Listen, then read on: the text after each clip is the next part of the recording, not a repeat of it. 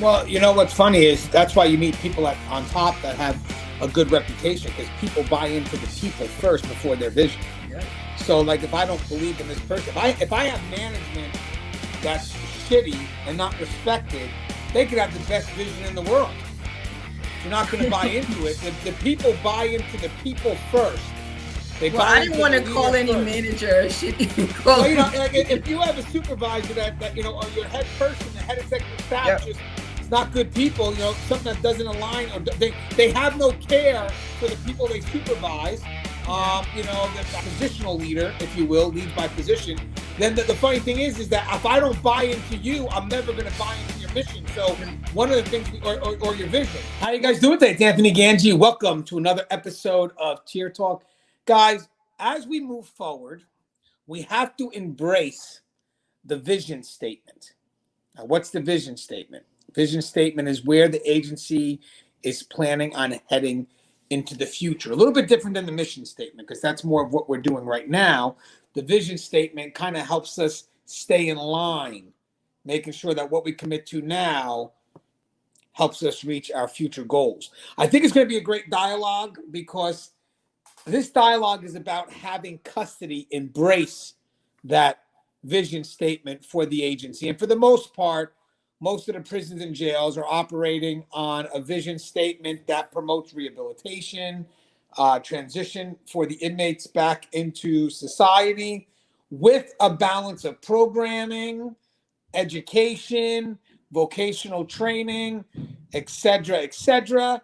But also the template of it all is definitely going to be safety and security. So again, none of this other stuff could happen without safety and security. So now the question today, what me and Connie are going to dive into, is how do we get custody to buy into where we're headed? Because we don't want them left behind. We need them. And I think actually we will be able to move forward in a better,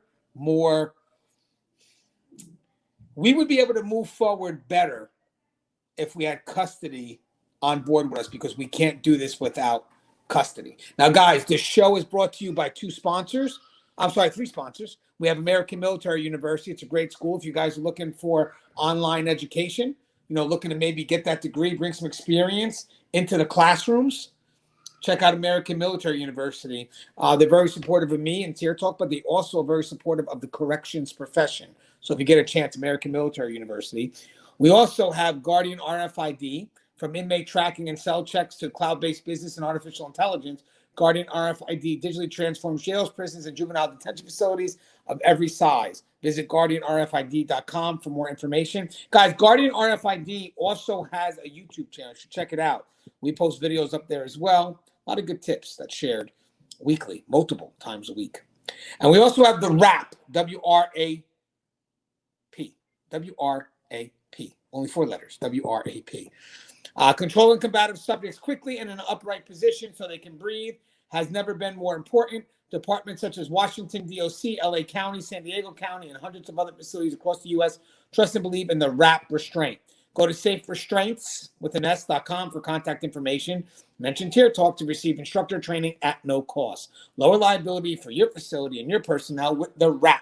Give the WRAP a call today, 800-WRAP-911. If you guys aren't familiar with the WRAP, there's a link to what the WRAP is in my description. It's a great YouTube video. As I mentioned, guys, we do have Connie.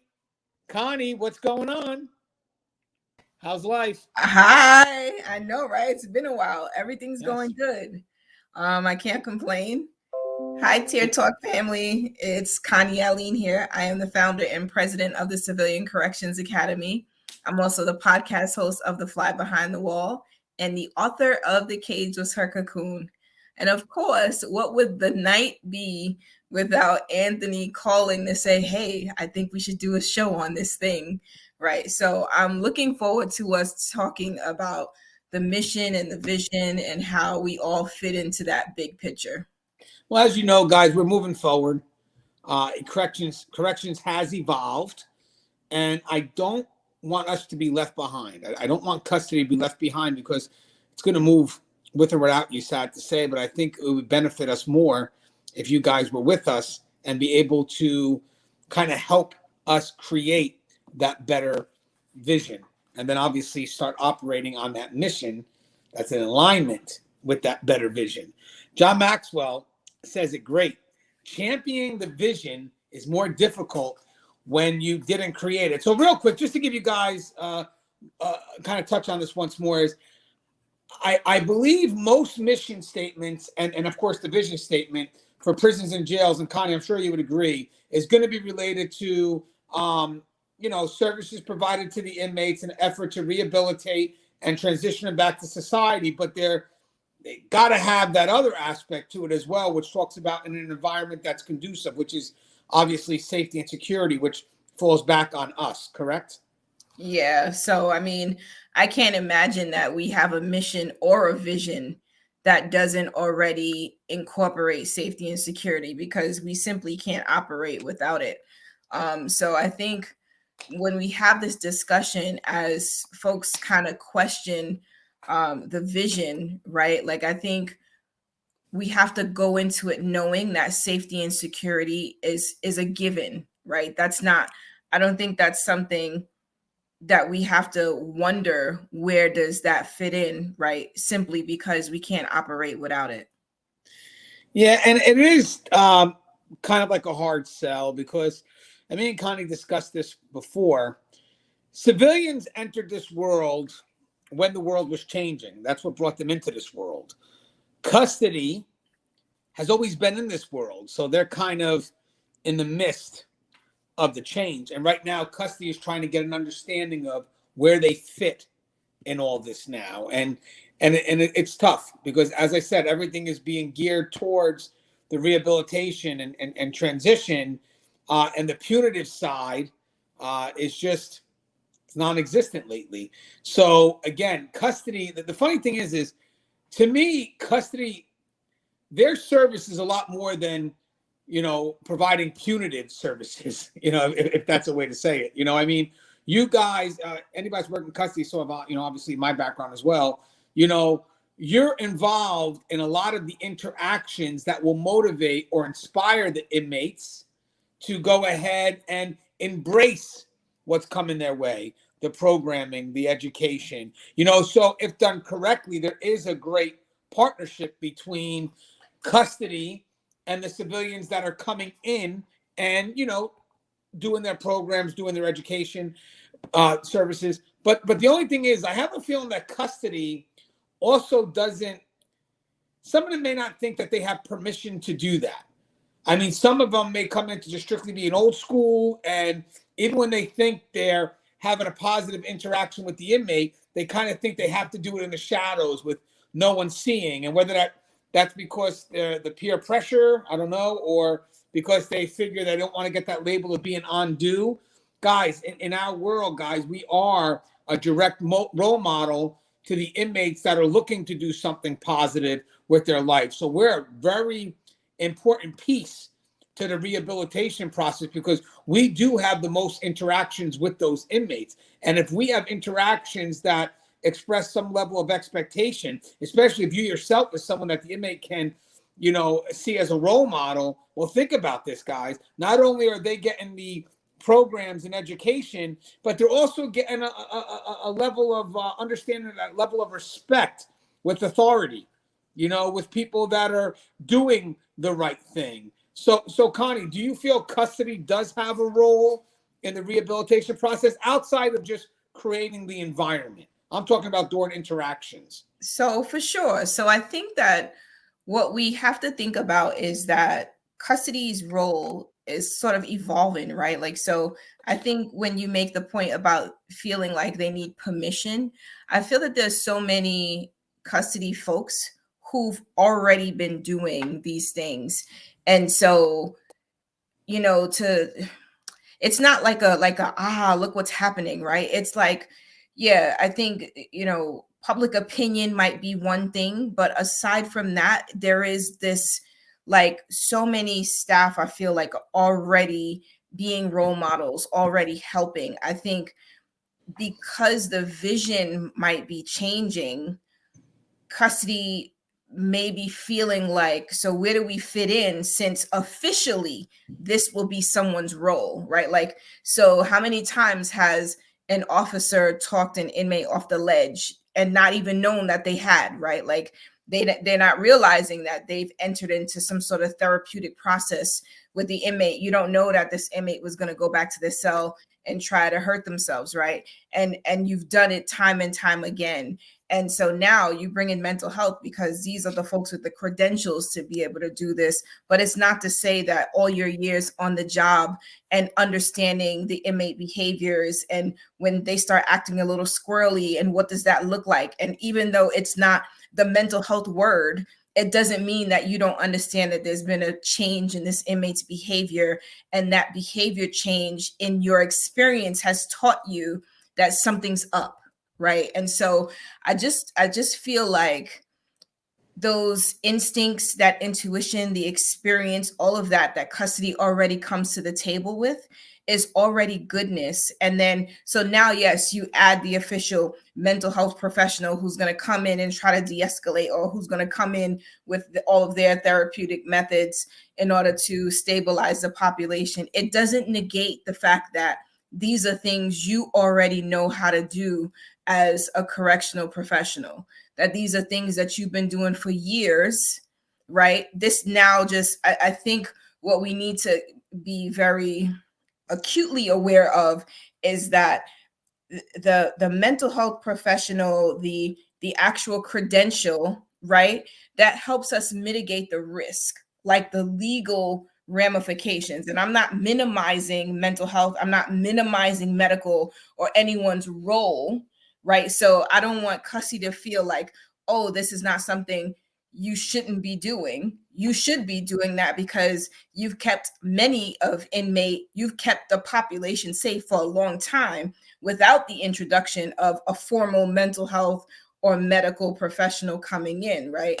But now that they're there, just understand, like, now you have this added layer of support to help stabilize this population. So, I just want it to be understood that this doesn't change the mission, right? Because safety and security still encompasses all of that, right? It still encompasses keeping the population safe from themselves and from others. So I don't know, as I'm kind of like sort of thinking this through as we talk, I just feel like we have to acknowledge that there's a level of mental health support and role modeling and all that other goodness that custody's already been doing.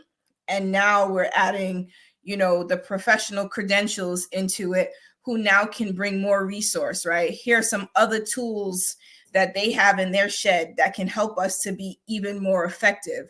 So it's almost like, so it's essential that we are working more collaboratively, because now they're this added layer of stuff that maybe custody didn't know, right? Like, we didn't know these were other things we could be doing.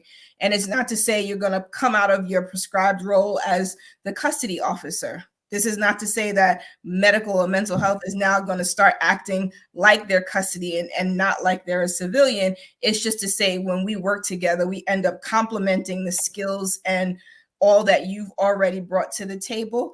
And then here comes medical or mental health to sort of add to that. And that only makes for a much better operating facility. Yeah, guys, as we move forward, the world of corrections is forever moving behind the wall. So our interactions with the inmates now are a lot more than it ever was done before. So having said that, we do want those interactions to be positive, have some level of expectation, maybe do what we can to be a part of that process. Now, what gets to me is I don't care really so much what level you're at, because I'll go as far as the front line, as above as a captain. We need to know what the other departments are doing. Like, if I go to talk to a frontline officer and they say, well, I have no idea what social services does, I already see a disconnect. Because if you have the mission and the vision statement that kind of puts us working together, rehabilitation, transitional services in an environment that's safe and secure. Now, mind you, the environment is the foundation. You get that, right? So obviously this has to happen with custody involvement.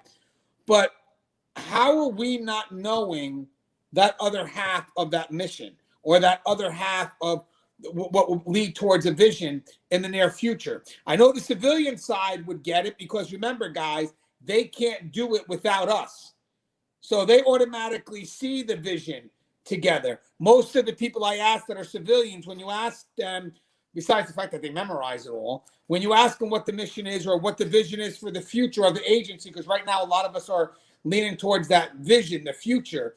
So we're trying to create practices right now that showcase a different type of corrections, a more balanced corrections,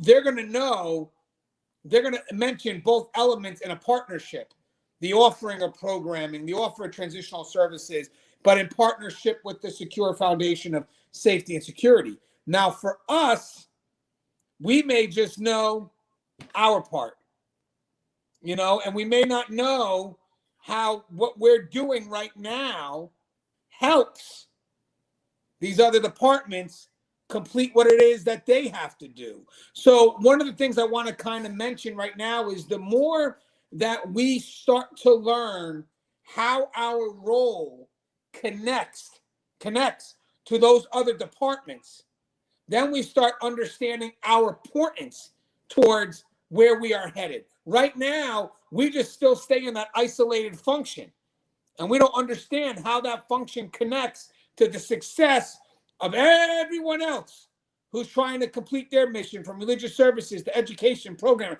medical, mental health, like Connie said. This is what happens on top of everything that we're doing. But guys, in the end, you guys, I guarantee if you spend just a brief second talking to some of these service providers, the ones that really understand the work that you do are going to tell you thank you, because most of them should be saying, I can't provide education, I can't do my programming without you here providing this. So that's one thing, Connie, is I feel that even though we have a joint mission, if custody doesn't understand the service that's being provided, it still may be isolated from their perspective. I don't see civilians seeing it isolated, knowing that everything they do is dependent on an environment that is safe and secure. So I think at all times, they're going to see the joint mission. I just think custody may not see it. What's your thoughts on that? Yeah, I mean, so we can't be effective unless the environment is safe, right? And so we also know that we can't make a lot of things happen without the support of custody. So we don't go in thinking like, oh yeah, we just gonna do this independently. We can't work in a vacuum, right? Like that's just our reality. It's not like if you have a clinic out in the community where, your people just come in and you see your people and you organize your clinic however you see fit. We're working in a controlled environment. We've got to have good relationships with the people we work with. That means good relationships with custody, being able to openly communicate, being able to sort of go in knowing that they understand what I do and I understand what they do. I think where we see the challenge is when there isn't a good relationship and there isn't good communication between custody and the service provider. Then there's that disconnect. Then there's that almost that push pull, that tug of war. Like, I need my people. They're not sending me my people. I need to see these people. They don't understand why I need to see these people. And I think a lot of that could be nipped in the bud. So yes, I think amongst ourselves, we could have that conversation to make sure we understand our respective roles. But I think a lot of that does come from up top, right? It isn't just someone has this wonderful vision about what the future should look like, and then there's no communication to custody, so custody is aware that this is happening, and then there's no communication where the civilian staff knows, like, it's okay, right? Like, is it okay for me to talk to custody? Because there's almost that too, right? Like, this is what you do, this is what I do, the two shall never meet, and it just can't work well that way, right? And so I think the permission to engage with each other has to be granted, I think, on both sides, so that we know it's safe and we know it's a partnership, and we know that there's a respect for what each of us are doing. And I think that sometimes that gets lost, right? Because I think in one of the shows we talked about, you know, the civilian who says like, I'm an advocate, and that may rub custody the wrong way sometimes, right? And so with the person who's saying like, I'm the advocate, they may not feel like they can openly express something to custody, or else there's going to be like some sort of backlash for that, right? But I think if that person understood that custody is an advocate as well, probably not in the same way, right? Because if there's something going on in the housing unit, it's custody that has to advocate to get whatever they need to stabilize that housing unit. So the advocacy may not be specific to treatment or specific to access to something, but it's a different level of advocacy. So I think when we can acknowledge that there is advocacy on both sides of the coin, right?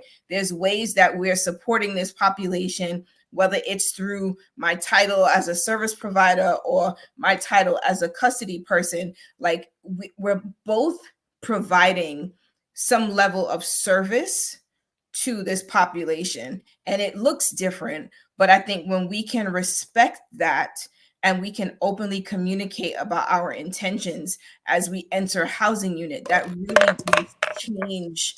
It changes things. Right. And guys, I want people to know something. Connie touched on something with the perspective. Guys, it's very important that we have to be open to a very unique perspective here that I try to introduce. I've done videos before about this, is the us versus them mentality.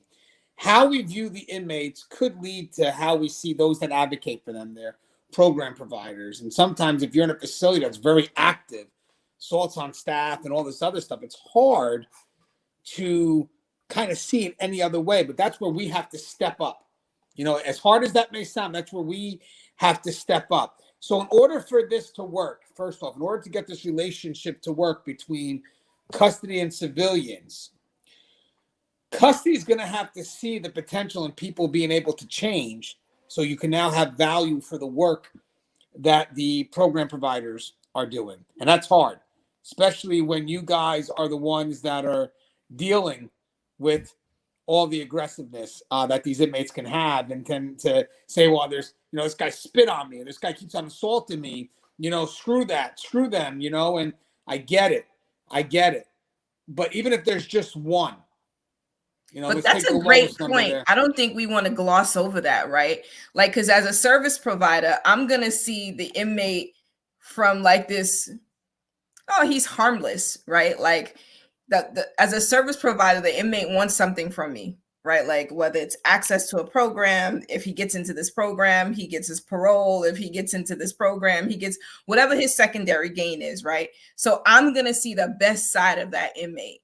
And I think for a civilian who's not aware that that's what's happening, like it's very easy for us to get upset because custody is treating this guy some way or this woman some way that we think is unfair, right? Whereas the officer is seeing this guy at his or her worst when he is spitting and splashing and doing all kind of backhanded deals in the housing unit. Like that's what the officer sees. And I think civilians have to understand that it's not like, oh, look at how they treat them. It is, as a service provider, I see the inmate from his angelic perspective, right? Like he's being the best ever because he's trying to get me to do what he wants me to do. But when he's in the back with you guys, that power dynamic or whatever it is that they're trying to do in the housing unit, we don't see. And so I think that's where that understanding, I think as a civilian who's not exposed, may kind of miss the mark a little bit because they don't know what's happening on the back end. Yeah, you know, we see two different types of potential. Mm-hmm. You know, custody is trained to see universal precaution. You know, their level of potential is, well, he's good now, but he'll be bad later. Where the civilian side, the programmers who believe in what they do, who, you know, wouldn't be probably in this position if they didn't believe that people can change. Their potential is, I know he's bad now, but he'll be better later. Mm-hmm. So we have to somehow figure out where the balance is in that. Like, you know, I know he's bad now and he'll be worse later. You know what I mean? Or, you know, I mean, but there's got to be a balance, because maybe there are some people that you just can't get to. You know, I get it. You know, but there could be some that you could. and the problem is that we may just generalize them out to the worst of the worst. And now the problem is, again, even our ability to affect one life gets lost because, again, we're just an inmate is an inmate, and guys, the unique thing is, guys, is that we have to have that universal precaution, but that can't be our excuse, right, for not kind of moving to where we need to be at this point. Because a lot of people are now using the universal precaution as, well, Gans, we're trained for this. I get it. But there's control in that. There's discretion from evaluated experience that now should become insight. If I've done 20-something years and I'm still avoiding everything because of universal precaution, I haven't grown. So again, there's got to be some level of control and balance, and it's extremely hard. But here's the unique thing, guys. That's why custody is there. Because if ever there's going to be risk taken, it should be done now behind the wall before it gets out there in the public. What I mean by that, guys, is an effort to make somebody change. Again, you want to make an effort. Some people you can't get to, I get it. And then obviously it's going to go from, we're trying to program, but at this point, sorry, guys, there's not much we can do. We're going to have to hold this person here. Still not forget about them, but we got to get to the other ones who are ready to move forward. So one of the things I want to mention is I believe that in this mission statement of where we're headed or what we're doing now to head to the vision, to the future, is custody may feel unneeded to achieve it. I'll explain this perspective first and see what your thoughts are. Now, guys, this is just a dialogue meant to open up our eyes because we do have to move forward. So remember, this dialogue right now is to try to find a middle ground so we can be credible enough to be involved in what's going to happen, because we have to be involved. But I want people to know that when we're involved, we're not an obstacle. It means when we say no, we have enough credibility to know that no is an exhausted effort, as opposed to when we say no, well, that's just custody. They always say no. So we have to earn some level of credibility. So I want to mention what I feel by they feel I needed to achieve it. So I kind of mentioned before that we see things isolated when it comes to what would be a joint vision statement or a joint mission statement, whatever it is. We see, custody sees safety and security, and they may not even see the rehabilitation part. So they may not actively be involved in that. Now, I do believe, as I said, the civilians see it, right? But check this out. Let's say you have a program that runs smooth. When the program runs smooth, of course, the people running the program, they're going to get a lot of credit.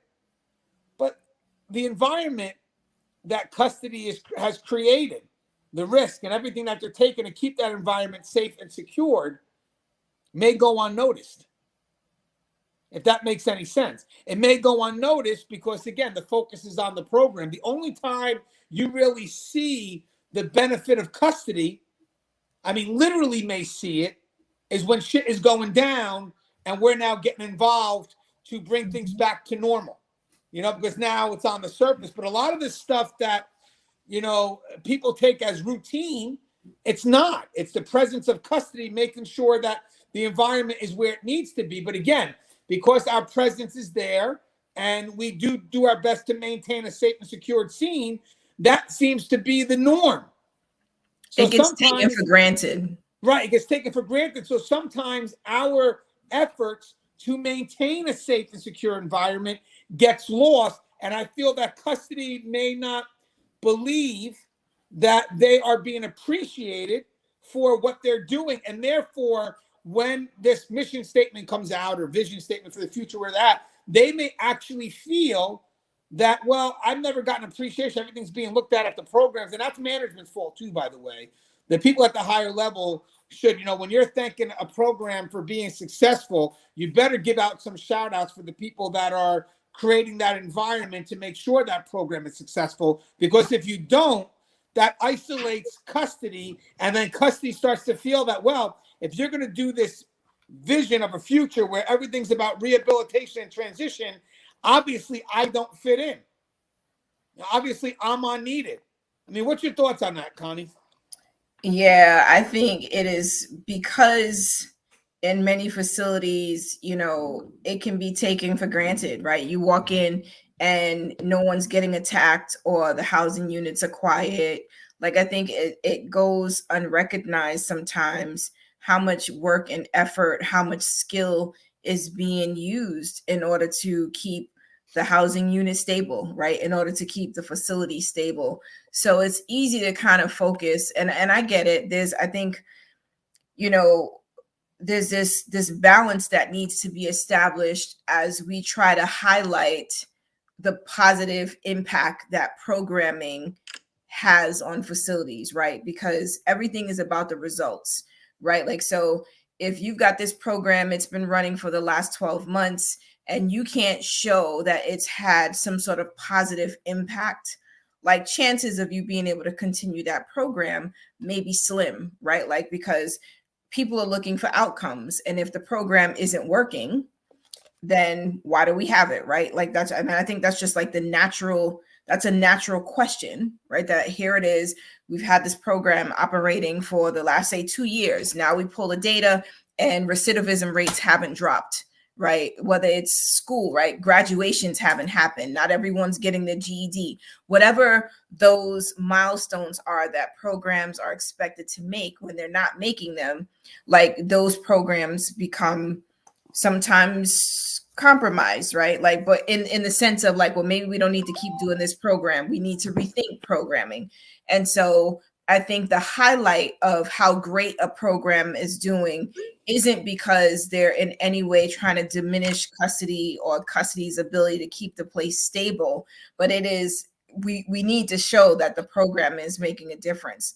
Now, I think in that, as a leader, like, we also have to be able to highlight what's helping us make that happen. So when you say there needs to be a shout out, like, I think we can't estimate how important the shout out is, right? Because that will make someone feel like, well, they don't need us, right? The program's running. What's my purpose? What is my purpose? And when people start questioning their purpose, I think specifically with custody, oh, you guys don't need me, right? Like, so what does that do when you don't feel needed, right? Does that fuel complacency? Does that fuel indifference, right? Like, there's certain feelings that I think come from not feeling needed in an environment that was once like so focused on your role, right? Yeah. And It doesn't, yeah, I love what you're saying. I want to touch on something. It doesn't motivate. Like, so right. if I've seen graduations where you get all these, the speakers come in, and obviously they, they give out the diplomas, they, make recognition for those that are high achievers, but they also will give a shout out saying, where's custody? And they'll see let's say the officer that's been the bitted officer there. And they say, we just want to thank you, because of you, the inmates were here on time. You were here eliminating any distractions. I mean, they really do what they can to highlight that function of that custody member, to the point where the custody member gets appreciated, which is great. In our world, we don't get a lot of that, but they also become motivated for the next class that comes in. But if you notice something too, it also highlights a partnership, because it gets them involved in that shared success. So I love what you said too before about, people do focus a lot on the success of the programs, but sometimes they don't look at, what's helping facilitate that. All they're doing is looking at what they're used to doing, the facilitator and the people taking the program. But in a prison and jail setting, you have a lot of parts at play to make sure that the environment is where it needs to be. These inmates get there, and we are successful. So I love what your thoughts were on that. And again, even when it touched on the fact that, if you want people to connect to this vision, they do have to feel that they're part of that vision. And I think that's a great way to include custody into that. Like, maybe even, guys, I know we're having interactions, so maybe there could be a chance where, the custody officer is even motivating them to continue school. Maybe there's a chance the inmate gets frustrated. I'm out. And wait, hold on. What's going on? What's going on? And you have this interaction which ultimately, because maybe this inmate does have a respect for you. Maybe they're not listening to the civilian at this point, but they'll listen to you and they go back in. So, I mean, there's so many chances here to highlight that partnership. And again, from the program provider side, to kind of show an appreciation for what's not so obviously seen, but definitely felt. Yes. Would you agree? Absolutely. I mean, I'm sitting here and the one thing I'm thinking about, I don't know if I can say it, but so I'm thinking about when. Remember, this is a PG show, so don't fucking curse. Well, this is actually a good thing, right? Like, so I'm thinking about the vaccinations, right? Like, you were telling me the story about the vaccinations, and all I kept thinking was, I can't imagine, you know, the nurse going into the unit to do all these vaccines. She's got to document everything. She's got to do all this and all of that, right? And so I can imagine central office or whoever she reports to saying, oh my goodness, this is great. You got 200 vaccines done today, right?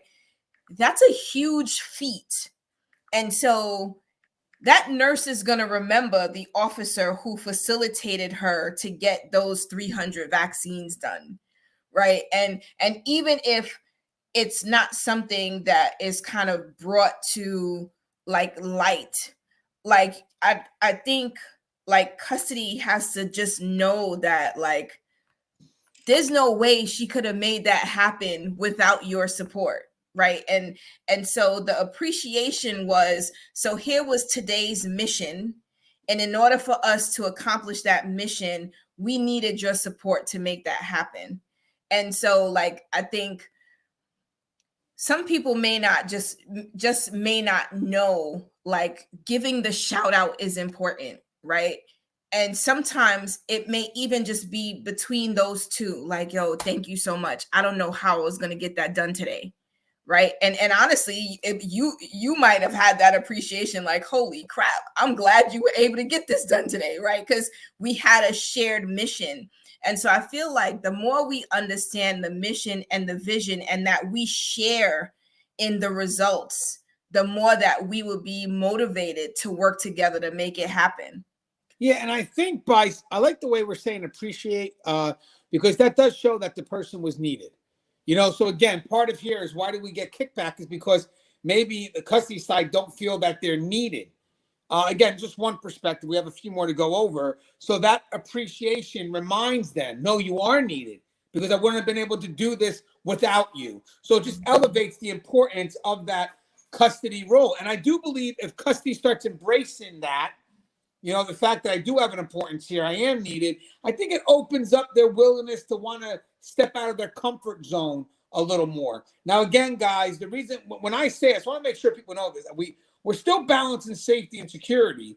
But again, you know, it's more about kind of stepping into where we are going, how we're evolving, but still with those same strong roots.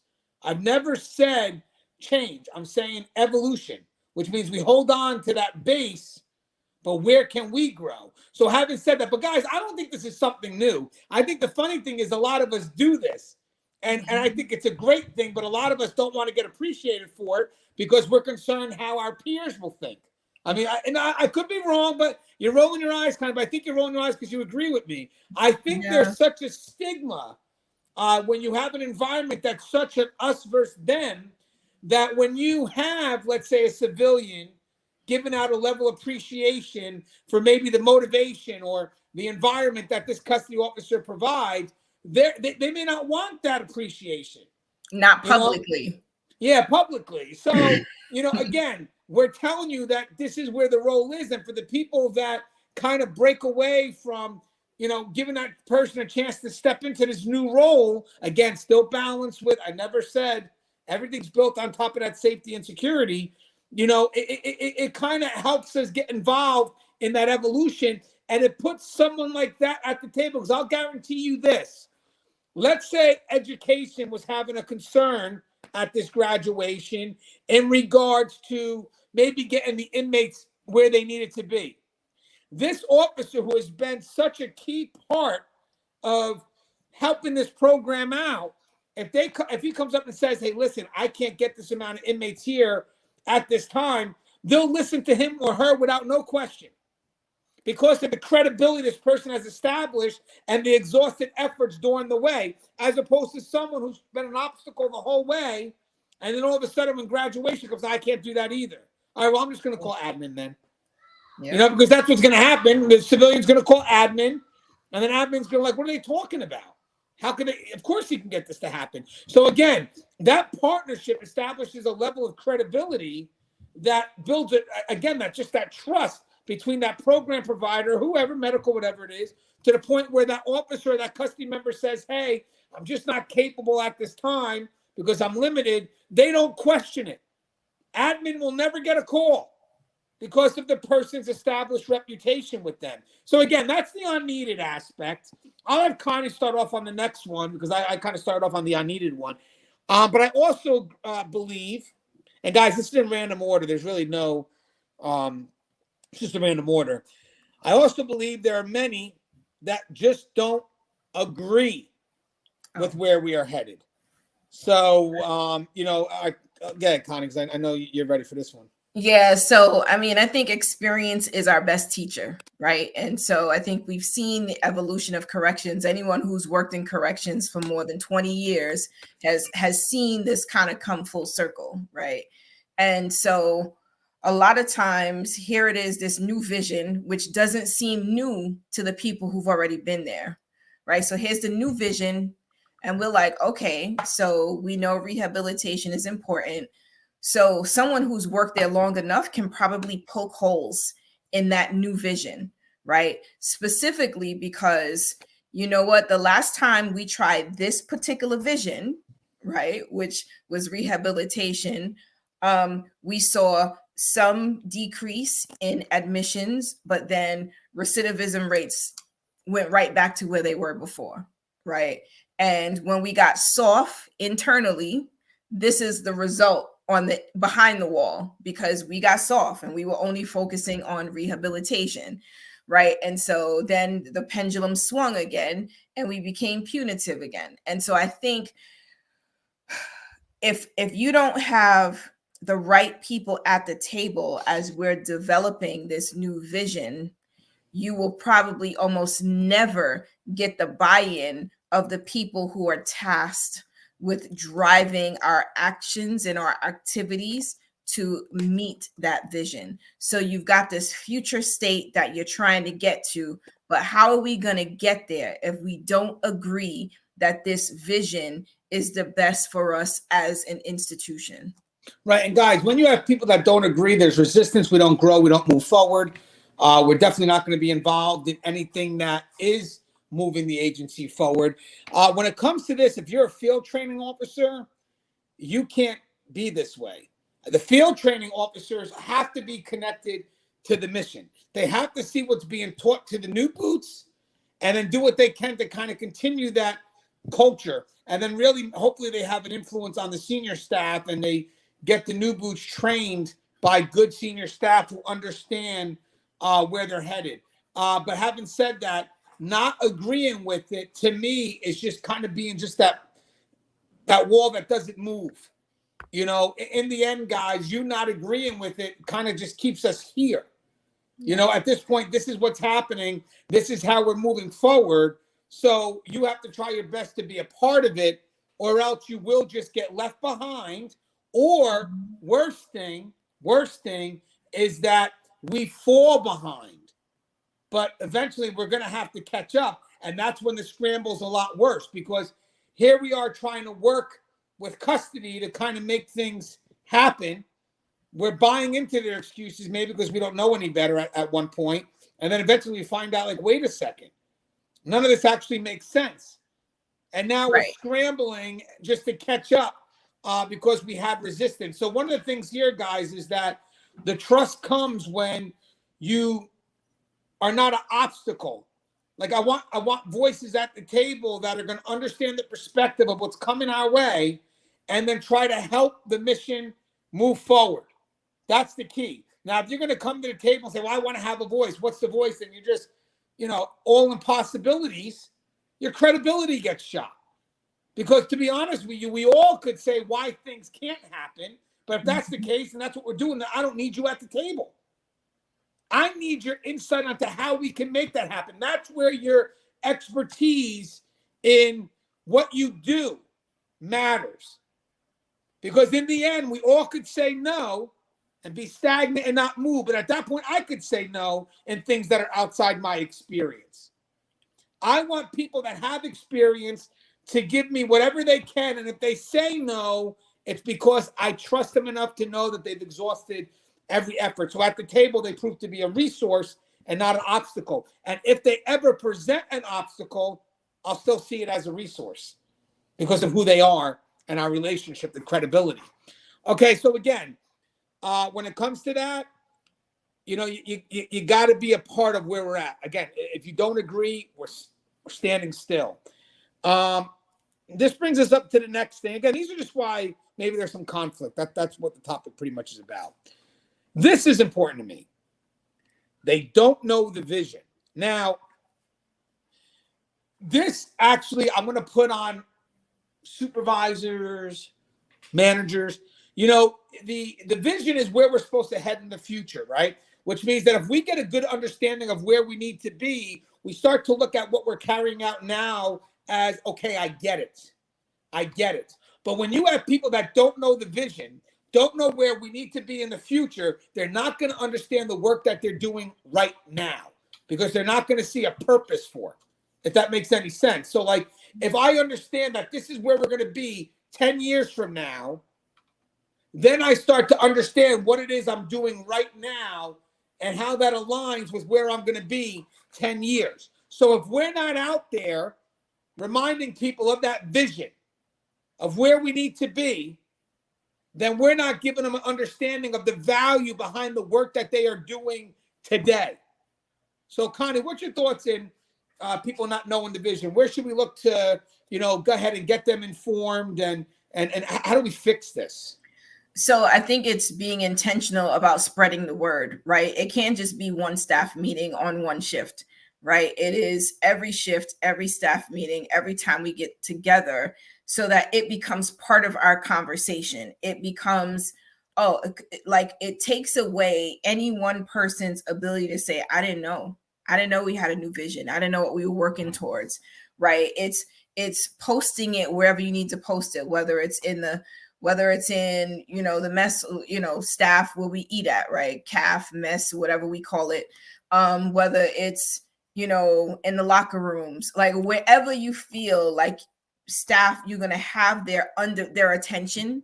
And like, it's almost like, you walk past this one thing every day, right? And it's like, the thing is in your head because you don't even need to read the sign anymore because you walk past it every day. It's a daily reminder of what the vision is. And I feel like that's the thing that we have to be intentional about. Someone said to me one day, like one of my managers at the time, he had like our mission and our vision in his signature. And I was like, that's a lot, right?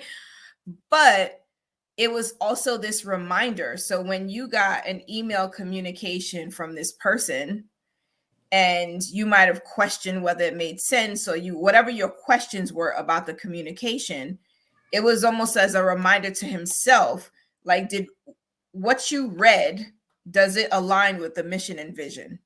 What you've written, does it align with the mission and vision?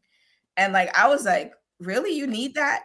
But as I thought about it, like if the leader doesn't believe in the mission and vision and they can't tell their staff what that mission and vision is, that's a problem.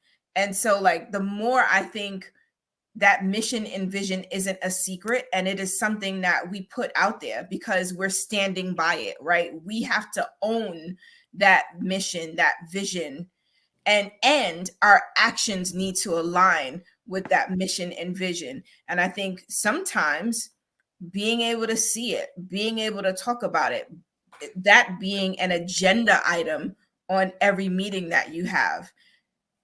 As a leader, if we're trying to get buy-in, I think there's ways. I mean, certainly just putting it on the agenda isn't going to get buy-in, but at least it's a topic of discussion. So it's not something that's being pushed away. It's not something that's being pushed aside. and keeping it at the forefront, I think, has a way of keeping the staff sort of aware. Like this is our mission and our vision, just in case you guys forget, right? Like, and I think that's like a way for us to really own it ourselves. Well, you know what's funny is that's why you need people on top that have a good reputation, because people buy into the people first before their vision. Yeah. So, like, if I don't believe in this person, if I have management that's shitty and not respected, they could have the best vision in the world. You're not going to buy into it. The people buy into the people first. I didn't want to call any manager a shitty. Well, you know, like if you have a supervisor that you know, or your head person, the head executive staff, just it's not good people. You know, something that doesn't align, or they have no care for the people they supervise. You know, the positional leader, if you will, leads by position. Then the funny thing is that if I don't buy into you, I'm never going to buy into your mission. So one of the things or your vision. One of the things here is to have people up top that are credible and can be trusted, because you can't expect the agency to evolve and move forward with bad leaders on top. I mean, that is because if I don't trust you, that means I don't trust your agenda. Yeah, exactly. But that's what it is. So again, you know, oh, it's got to be the front line. No, you got some management up there. It's very questionable. And unfortunately, right now, they're not getting the buy-in from the people. But the vision's great, but they're not the ones to carry it out. Because no matter how great it is, no one has faith in them. Whether they're incompetent, they can't be trusted, whatever the case is. Great vision, bad people. You know, just bad people to lead the way. One of the other things in regards to what we just mentioned with people not, what was it? What was the last, because I kind of deleted it. What were we just discussing? What was the, I forgot. What is it? They don't know the vision. Yeah, they don't know the vision. Sorry about that, guys. One thing about them not knowing the vision is if they don't know the vision, and I think Connie was touching on this too, and they don't understand the vision, they can't find a purpose in the vision. Or their purpose in that vision. Yeah, their purpose. Yeah, more importantly, right. More importantly, their purpose. So I can't connect to something that I don't understand. You know, so again, you know, knowing that vision, understanding that vision is essential. It really is essential. Mission, vision. But more importantly, the vision. Sometimes we're kind of intermixing, but we all get it because the mission should be in line with the vision. Okay, so this to me matters, but we could briefly go through this real quick. That's where I kind of feel we may be at with some people. Yeah. They aren't ready for it. Now, when I say they aren't ready for it, I'm not saying that they're resistant. I'm not saying that they're against it. I'm just saying that they don't have the proper mindset to truly understand where we're at and where we need to be. And that's going to be hard, because it's going to be hard to sell a vision when someone is just not there. They're not going to understand it. They're not going to understand the purpose of that vision. I can kind of relate this again to how we see the inmates. If I feel that rehabilitation is a lost cause, I feel it. Let's just say I feel it. Not against program. I just wasted time. I'm not ready for a vision that's going to showcase rehabilitation and transitional services and all that. Can't embrace it. Because my mindset has to kind of shift to maybe there are people that can change. So sometimes when you want to do this culture shift, you got to kind of look at the people that you're trying to address, and you got to try to see where their mindset is.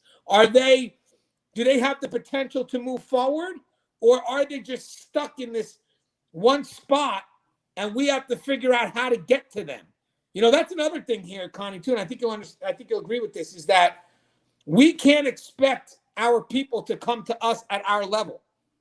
Sometimes we're going to have to go to them and see things from their level and move them up. Now, if I want people to buy into this vision, they need to literally kind of relate to what it is that I'm selling, but they have to find reason behind it from their perspective, which means that I can't force them to understand it from my perspective. I'm going to have to see where they're coming from, and then we take this journey to the top together. But if I'm sitting there at the top of the hill waiting for them to come to me, they're not. So again, them not ready for it is more of maybe a failure on us going down to them and kind of seeing where we need to meet in the middle so we can move forward on this together. What's your thoughts on that, Connie? So I think that's spot on, right? So really, wait. I never get this. So hold on. No, because we do a lot of live shows, and if you guys look at the comments, whoa, Connie, great job, and I wait for one.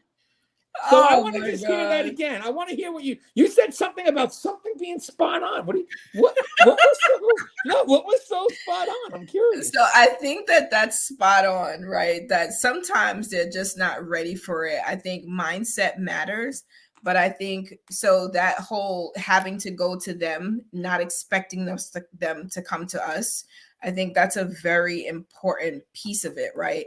And the getting them there sometimes is, have we provided them with the tools?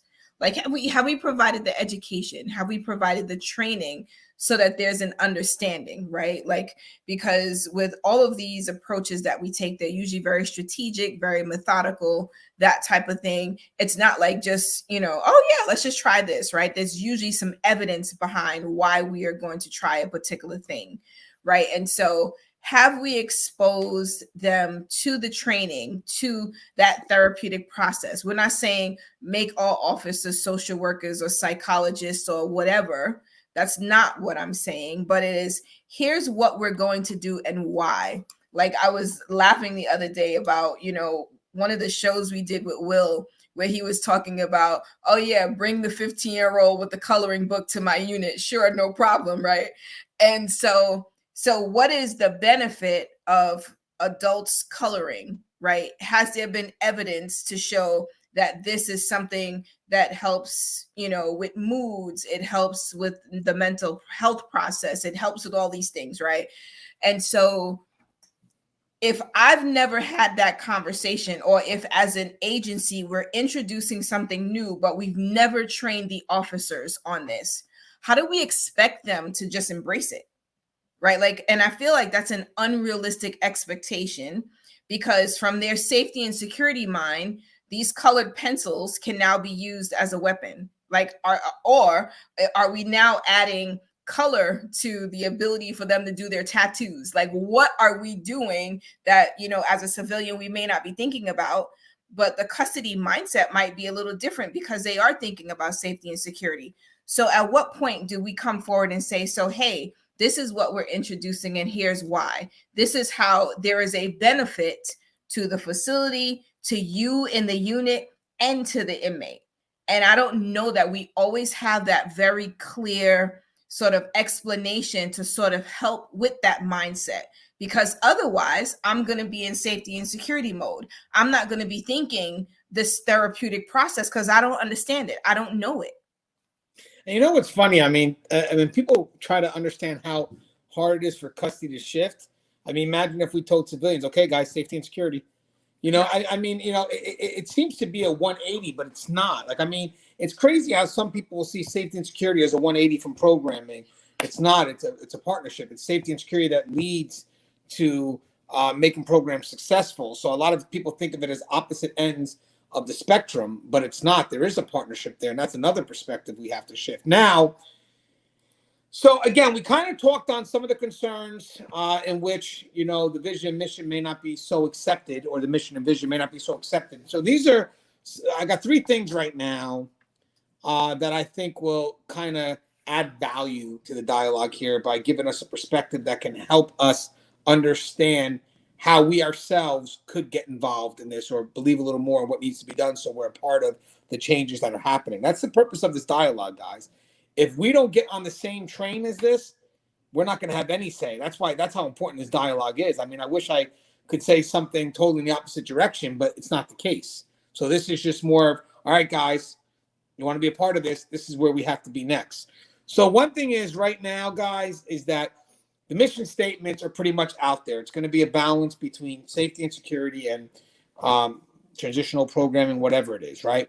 So the sad thing is because we've been so resistant for the programming side, and some of us wanting to stay with the punitive side. And again, Connie mentioned it earlier today. We went from punitive to rehabilitation, and now it's a matter of bringing both things at the table, a fair balance. We haven't seen that fair balance because we felt that we were isolated when they were bringing the programs in. So we didn't feel that we had a say. Now, maybe that's true, or maybe it was such a culture shock to us, we just became resistant. And like I said before, people didn't want to hear what we had to say because all we did was present obstacles into a world that had to move forward. So at that point, I don't want obstacles. So I'm sorry. I'm looking for solutions here, not more problems. So, and again, that's having the right people. It's crazy how, people could see different things. Well, it depends on what they're willing to see. If I'm willing to see nothing but the negative, that's all I'm going to see. That's all I'm going to see. But if I want to see positive, I'm going to see positive. Again, it's how you train your mind. So when it comes here that people didn't help create it, I get it, but I don't know. Where we're at now, that could be partly our fault. We were resistant, whatever it is, or maybe we weren't asked and this world came in by surprise. So I get it. I get some of us may just feel that we're not a part of this. Well, I think me and Connie explained clearly today that you are. That we, civilian, we couldn't do this mission without you. So having said that, you may not have helped create it, but you are essential for its survival. So wanted to get just that out of the way. Unless, Connie, you have anything about that with the help and create? The only thing I would say about that is I might be essential to the survival. So why wasn't I at the table? Right now, you know what? Why wasn't I invited to this? Because I think, yes, there are some people who resist, right? The change is coming. Listen, I don't have nothing to say. They're not going to listen to me, right? But I feel like there's something they're not going to listen to me, right? Because perhaps I tried to use my voice in the past and I got shut down. And so my past experience has taught me to just be quiet because they're not listening to us, right? So that could be one thing. And I think there's that other perspective of, okay, so here it is. You guys came up with this wonderful thing, but you didn't ask for my input. And so if you didn't ask for my input, clearly you don't value my insights and my input, because what I had to offer probably could have made this even better. So I think just that, you didn't create it. There's a lot of stuff that I think could be in that. And I don't want us to gloss over that. There could have been the creation of something and you guys weren't invited to the table because maybe they didn't think you guys are ready, right? Maybe there was that sort of obstacle, sort of presentation. And so they were like, listen, we just got to get this train moving. Well, again, I kind of had this mentioned too, but adding value to the vision. So I think that's what you're touching on. So let's go right into that one then. Yeah. So I want us to be honest when we're asking that dialogue. When this world was starting to shift and we were in for this big culture shock, a lot of us weren't going to add value to where this was going. A lot of us were going to just, we can't do that here. Have they known what we work with? So a lot of us could have been more of an obstacle. So the question is now, I love what Connie said, are we ready now? Yes. Now we've been ready. Because now we're kind of understanding our role. That's another thing, guys. I feel that if we don't know what our role is and it's still ambiguous, then we're not ready to understand how we're a part of this, where we can add value. So the big thing is really starting to understand where our role is in the greater picture of this rehabilitation and transitional services. But I still feel that we've always been a part of, just not as opened as we're expected to be now. But again, I think here now is you have to find a way to add value to the vision to be included in what's happening. I think that's when people will start bringing you to the table. I mean, I've done it. I've done it where I'm trying to run something and, it's tough in the very secured units. And then you have this custody person that comes in and comes up with these great plans that I would never be able to come up with on my own because, again, I'm not on the front line there doing it. So when they start to add value to my vision, I apologize. When they start to add value to our vision, I don't want to get selfish here. So you're right. When they start to add value to our vision, I'm going to bring this person to the table again. It's automatic. It's automatic. You know, I'm But in do you see desperation. how it becomes our vision when you have more people at the table? Yes. Now, right? You know what? Let me just say something here, Connie, because you're right. You're right. I know what you're getting at right now. So let me just read off you real quick. I slipped and said my because I was having problems carrying something out. Then when the person came to the table and I remembered this person being able to help me, now the my becomes an our because now we're working together to make it happen. So 100%, Kai, that was good. So adding value to the vision will bring you to the table more often. Now, what does value mean? Value doesn't mean you're blindly saying yes to everything. You know, that's not what it means. But it means that you're credible. We know you're going to make an effort, like I mentioned before. We're going to respect the no because we respect you. But I believe adding value to the vision is pretty much the value that you have that you're bringing to the table that's trusted, you know, to kind of move things forward. Connie, I know this is important to you. So what's your thoughts on adding value to the vision? So for me, the adding value is here is a perspective, here is a position we could take that we would have not known we could take had it not been for your input, right? And I think that's the thing we have to always be mindful of is that there is input from others that could be completely different from everybody else's. And just because it's different doesn't mean it doesn't make sense. Right. And like, I think that's how you become innovative. That's how you make improvements, because here's this perspective that we would not have had if you were not at the table. And now you're here and it's like, oh, wow, we didn't even think about this. Why? Because that wasn't a perspective that we had. And that's why, like, when people are saying like, oh, you know, things are just changing, I don't have nothing to say. It's like, are you kidding? You've got 20 years of things to say, right? Like, and you didn't get there by not knowing, right? You didn't get there. You didn't survive 20 years. You didn't manage to get through and get promoted and go through all these things in your career over the last 2 decades without having value to this institution. So here it is, as we're looking at how do we decide to move forward? What do we need to do to move forward? Those are the people in the back, right? That got something to say, that like they're just not saying nothing. So for me, it's like, as a person who is probably sort of leading a charge, you've got to seek out also those people that aren't saying much, right? Like, you know that they're a go-to person for somebody or for people, right? And I'm not saying that, oh yeah, you just got to go look for everybody, right? But you also have to acknowledge that some people just aren't going to come forward. And when you seek them out, I think that also changes the perspective, right? Because now I'm acknowledging the value that you add and I'm coming to you for it. I want to know what you think. I want to know what you believe would be helpful in this situation. And even like, I remember I was doing a research project and one of my professors was like, well, Connie, you can't shut down the naysayers. Just because you don't like what they're saying doesn't mean what they're saying isn't true. And it's a perspective you need to consider as you're looking forward to your plans to move forward. And I was like, wow, like, I think so much times we get frustrated with the naysayers and we just want them to shut up. Whereas like there's value in the naysayer as well, because that person is going to make you consider something that you probably want to push away. Like, it's like that thorn in your side and you're like, damn, we really gonna have to deal with this? Yes. So if we're gonna move forward successfully, it is the naysayers that you also want to get their perspective, but you also want to go seek out, because like they even say, right, like sometimes people don't just give you feedback, right? Sometimes you got to go ask them for it.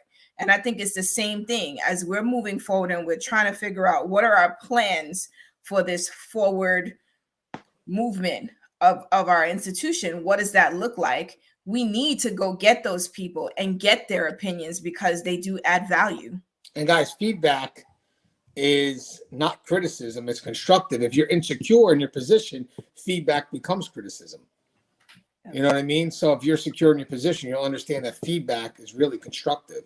Hey guys, before we go to the last thing, because the last thing to me is the most essential, I think this is the last thing I'm going to give you is for our survival, if we're going to survive and have input. But I was wondering if this makes any sense. I think the StreamYard app that I use would be so much easier if I can control it with my eyes. Now watch this, right? One eye. Hey, God. Now wait, I'm going to open up my other eye. Oh my Lord. Can I tell you something? I have been thinking about that for the last 35 minutes. I just didn't know how to introduce it. So I figured out better now than ever. You know what I mean? I've been thinking about this for the last half an hour. I was just and this is the most important thing. I think there's something here. I think this was worthy. All right. So, I by the way, I said it before. I said the most important tip. So you guys were forced to see this StreamYard if you're watching. Oh, think about it. You know, just all right. So, last thing, and I think this is the most important, guys, for our survival. Got to adapt to it. Find ways to align with the vision. This is the most important part. I saved this for last. We're moving forward. We're kind of reiterating a little bit here, but just to kind of go over, because it is worth saying again. The changes are occurring. Find a way to be a resource, adapt to it. And when I say find ways to align with the vision, there's purpose there that you can discover. You know, once you fully understand the value of what the work that we're doing, you can easily find value in the job that you have. You know, as long as you believe in the work that you're doing, you're going to find value in the work that you're doing. But again, if we're still, you know, resistant and, you know, I'll be honest with you. I mean, people sometimes get so frustrated they can't align with the mission for whatever reason, and they wind up just leaving. That to me is also frustrating. I don't want that happening. But guys, if you can't align yourself with the vision, it's maybe a tough profession for you to be in. It's going to make every day longer and longer for you to survive in this profession. I have moved up and I've learned to adapt. Adapt doesn't mean you sell out. Adapt means you kind of implement what you have in accordance with what they have. You're aligning your priorities with their priorities in an effort to move up together. Some people's like, well, adapt's completely changed. No, it's kind of like a blending in. You know, same thing as aligning. It's a blending in. Guys, if we're not at the table finding our purpose and what needs to be carried out, we're going to fail. We're going to fail, and the outcome of that failure is going to be unprecedented. You know, so guys, we need to actually get involved in what's happening here, find purpose in the work that's being done, and see if there's a way that we can align our values, our priorities, our importance into where it's headed. I tell you guys, and I know this for a fact, it's there if you make the effort. I have sat next to custody that is able to align with the vision, and they add so much more value in regards to being, you know, from my end, watching these programs run in a more safe and secured manner, knowing that they're running without resistance. You know, we know we're having staff that's willing to do it, but it also gives me a level of trust knowing that when something can't be run today, I honestly know it couldn't be run today. So it builds trust, credibility, and just in my thing, it provides growth. It evolves into that partnership that we need, where we're taking corrections into the next level. And I think we all want to be a part of that. We mentioned this before, guys. Right now, we got that one final change left. It was punitive, there's rehabilitation, then it's a mixture of both. We're moving into that now. You want to be a part of that. You do. I think so. I think for me, that's where the legacy is going to be, is I want people to come to work on Monday. And this is crazy. I get it, but hear me out. I want people to come to work on their Monday. I'll say their Monday. On their Monday, happy. That's all I want. And we can't do it in a world where we're divided. It just doesn't work that way. And we can't do it in a world where we don't feel we have purpose. It doesn't work that way. You know, so we could find purpose and value in what's there. And then we could put our beliefs into a system that does literally have a very important part in dealing with safety, security, rehabilitation, everything about the human element is all in corrections. The amount of value that you can have in this profession that could last for a lifetime on the outside is here. If you make an effort. Connie, adapt to it. Find a way to align with the vision. Come on, what's your thoughts, woman? Yeah. So listen, I think being adaptable is probably one of the greatest skills that you can have, right? Like I feel that ultimately things are going to always be changing, and so we can't be so rigid in our approach, because when something's rigid, right, what happens when it has to bend? It breaks, right? I think the adaptability side of it is, so my core isn't changing, who I am isn't changing, my values aren't changing, but I'm developing new skills so that I can integrate into this change that is upon us, right? And what does it take in order for you to integrate, right? Like it takes you being able to critically think, be analytical, figure out like, how do I work in to this system? How do I work this new vision? You know, you're taking a piece from here and a piece from there, and here's this almost like, so like that's where innovation comes from, right? Like that you can step in and be adaptable. And that's not saying that you have to change who you are. That is just, so the stuff around me is changing. And so the skills that I'm going to need in order to still function effectively in this changed environment or this evolving environment is going to make me an even more effective person, right? And so, you know, rigidity is not something we can afford right now, right? This evolution is upon us.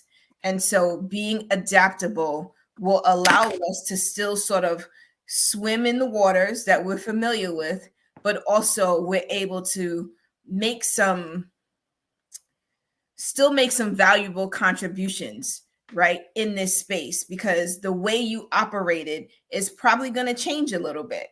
It doesn't take away all the stuff you've already learned and all the stuff that you've already been able to accomplish. So for me, I feel like this adaptability is probably one of the biggest benefits in this evolution. It is one of those soft skills that I think we can't even pay for. Yeah, and guys, it is our survival here. If we don't adapt, train keeps moving. Hey, Connie, what's your thoughts? Hey, look at this, guys, how we mimicked each other's body language just now. I want you to know I pioneered it first, though. Oh, geez. Hey, Connie, what's your closing thoughts? So my thoughts are, you know, yes, the world of corrections is evolving and we are in it, right? You know, we're not giving up, you know, what we know to be the way we should be operating, right? It doesn't hurt us to take on or to even just consider another perspective. And I think all of the value that we all have and we all can bring to the table should be brought, because we want, you know, this institution to be a better place, and we're the only ones who have the power to make it better, right? If we continue to stand on the sidelines and to not contribute and to not use our voices, we're going to continue to have people from the outside who don't know all of the moving parts and the variables making decisions for us. So all I can say is get involved, because your voice can be a matter of life and death. And guys, it's hard to sometimes have a topic here, because a topic like this is because we stand on extremes sometimes, and this dialogue's more of a middle ground. You know, I want to show you guys something. So this was my father, right? So he passed in 2016. My father wasn't a real big fan of me going into corrections. He didn't really see a purpose in it. I believe that we do believe that you, in order to create a legacy, and Connie would definitely agree with this because she wrote a book called The Cage is Her Cocoon, is that ultimately it's your service towards others. Me and my partner today on the wellness committee, we wrote on the board, leadership is about serving others. My father didn't understand where that service would be. You know, my father was a military man, you know, so he was in service. And look at the word, you know, another word for military is obviously, or service. You know, you're servicing others. So as I moved up in this profession, I find Tear Talk is a great way to kind of provide that service, you know, training videos, whatever these are used for. Maybe hopefully paint a good picture of this profession, try to motivate people from the outside coming in. But I think my father would actually agree with this part of what we're doing. The fact that however you want to see it, the end result is our responsibility is to make sure, because we know these people are going to get released, to make sure we're a part of something positive in their lives so they can go ahead and be productive, which ultimately it makes the community just that much safer. So technically it's another way of serving the community, you know, because we're doing what we can to make sure that we release somebody who's ready for the real world and doesn't go back to their old ways. So I believe if I were to explain that, I mean, these are things I just realized now. My father's been gone for 5 years. He hasn't realized or wasn't there when I created this big burst of growth. I mean, I met Connie 2018, 2019. So a lot of the growth I had comes from the dialogues that we've had and also the position I've been in at higher level, you know, kind of seeing things now because, you know, I'm in a position to see things. And once you see things in this position, you can't unsee it. Not see it. Yeah, and I think, you know, and I think if I was able to explain to my father this part, I think my father would see value in the work that's being done. But again, didn't get the chance to do that. So, but having said that, guys, these dialogues that we're having is to kind of give you two things here. An understanding of where we're headed, so a bit of a shift in culture, but also to remind you of your importance in it. I mean, I think yes, the most vital thing we talked about was adapting and adjusting. But I think that the toughest thing that we mentioned here is when you're part of an agency where you don't feel you're needed. Maybe that's the biggest concern right now. Maybe the concern isn't that we don't feel that we're being heard. Maybe the concern is deeper, is we don't feel that we're needed. And we address that today, you know, and how much you are needed. Again, there's a difference between appreciation and recognition. You know, we're looking for appreciation. You know, one last thing. I did a poll. Maybe one day I'll read all the polls I put up, and I usually get about 200 to 300 people that vote, and I'll kind of do like a dialogue, and I'll have people guess which one got the most votes. Some of them will shock you. But one of the things is, would you rather be praised by your colleague or your boss? And I think it was like 75 or 80% said their colleague, which means that the biggest influence that we have is the person to the left and right of us. So if you're creating an environment that is positive, that's kind of moving towards where we're at, other people will follow. Management could do whatever they can, but sometimes it's not management. Sometimes it's the people to the left or right. So think about how powerful that is. You know, we would appreciate an appreciation from our colleagues over our boss. That's how much our colleagues have a direct effect on us. So now imagine if the colleagues are pushing us to where we need to be and we're all supportive of that. You know, that would be even better because then we're all moving to the direction and we'll be more involved. We'll be adding value. So just food for thought. As always, guys, this show is Tear Talk. If you haven't, please subscribe, interact, engage, comment, hit that bell. Bell's going to notify you every time I post a video. Stay safe.